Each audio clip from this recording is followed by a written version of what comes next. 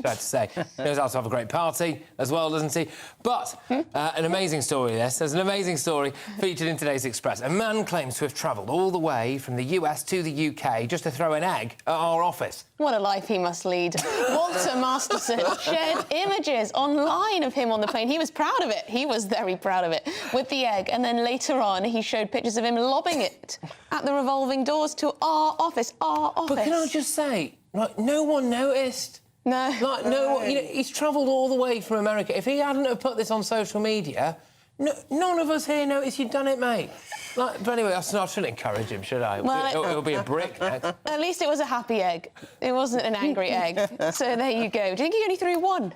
Just one single egg? I don't know. We'll dig into it. Made an omelette. Anyway, joining us now to go through some of the day's headlines is political correspondent for The Spectator magazine, James Heal, and showbiz reporter Stephanie Tedgy. Where are we starting now? We're going to start with the Times, are we? James, you've got a story for us? So, Nicholas Witchell, for many of us, the most familiar of all the royal correspondents, is retiring from the BBC, aged 70, 25 years still in the royal beat. Seen a lot of big stories in that time with Diana, obviously the Queen, etc. And I thought what was interesting was he done this sort of farewell interview, and he said that the palace should have tried harder with Meghan. And suggested, actually, in his comments, that he said that, well, the Queen, the age she was at, perhaps wouldn't be understanding and empathetic of what Prince Harry was going through when they had the big, Sussex a few years ago.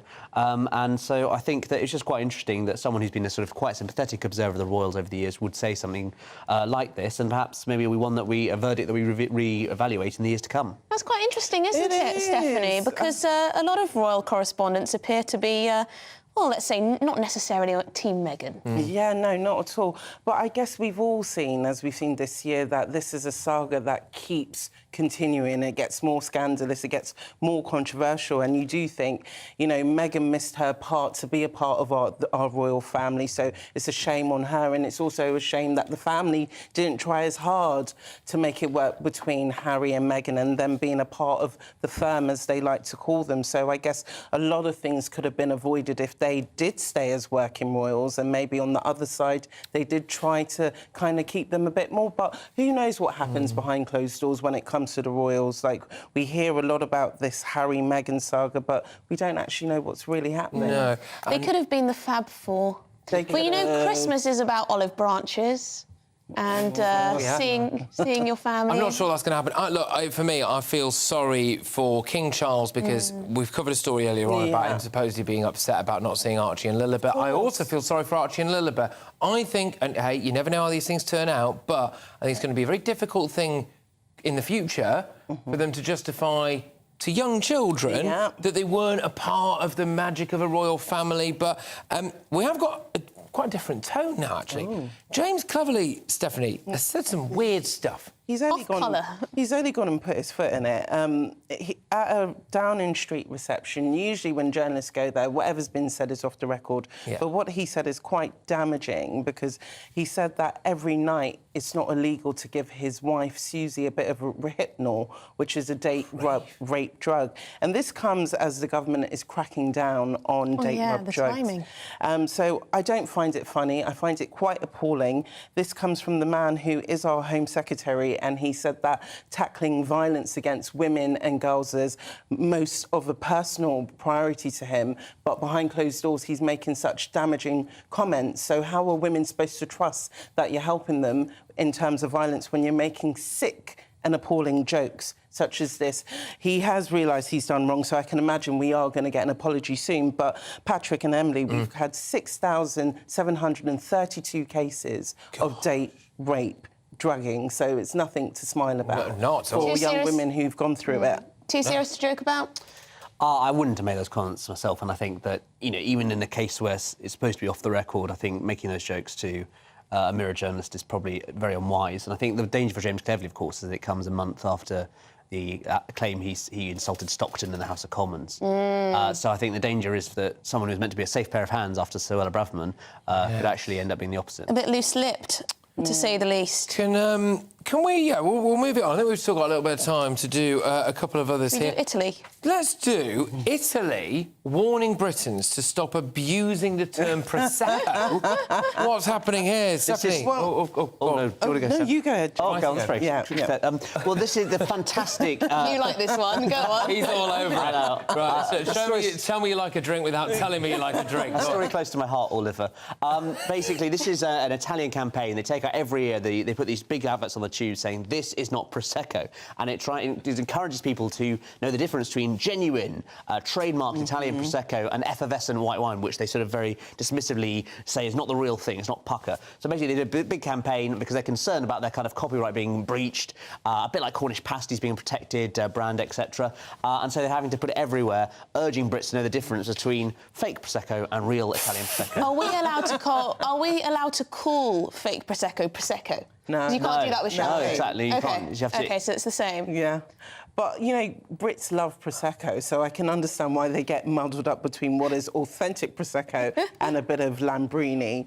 Lambrini. A bit of Lambrini. A bit of Lambrini. That takes me back. But I think Italians are quite passionate about food and drink, so I'm not surprised that they're doing this to kind of, you know, not make a mockery of their art of making Prosecco in these two Italian regions. Yeah, indeed. I mean, to be fair, Emily, you are somebody who really can taste the difference between incredibly expensive champagne and Prosecco. I, on the other hand, am not. And at this point, I'd like to thank my mother for teaching me so well. So if you're watching, thank you for giving me such a highbrow taste. Right, let's squeeze one more in quickly. Priest replaces Joseph for same-sex nativity scene. Parish priest defends having two mothers of baby Jesus. Yeah. As reflective, Stephanie? You know, ideally, I thought the nativity scene is one scene that should be left as it should be. But a priest in Italy has removed Joseph and added another Mary into the picture. I hope we do have the picture to show. But the reason why he's done that is because he says it's a sign of the times how modern families, you've got two mums, two dads, single people. But I do think, you know, while his points are valid, I do feel like keep the nativity scene sacred as it should be. You know? Should we have to really rock the boat when it comes to this? I know, you know, the Vatican recently said that they will bless LGBT unions and stuff like that, but I guess when it comes to scenery of a religious nature, there should be that respect, and it kept the same, I think. No one was really. There wasn't a clamour. No one was banging on his church door going, can we have two virgin mothers? No. You know, as long as it's not effervescent wine, then it really has kicked off. Then it would have been 2 bottles of that. Yeah, the blood of Christ being used as Prosecco. I think the Italians really will kick off about that. Look, we've just been asking you to send in some of your Christmas Eve pics and pets as well this morning. I just heard a dog barking out there, so I think I've got an idea what's coming in the next hour. But here's a few of our favourites so far. Yes, Derek says his dog Humphrey, there he is exhausted, waiting for the big day. Oh. Well, as long as he's watching GB News, then we're happy. Absolutely. And we've got Virginia's dog Boris. Good. Looking adorable. Bring back Boris. There we are. Santa's hat. He's looking very sweet. And the Saunders family have been out enjoying the charity lights in Shirley Croydon last night.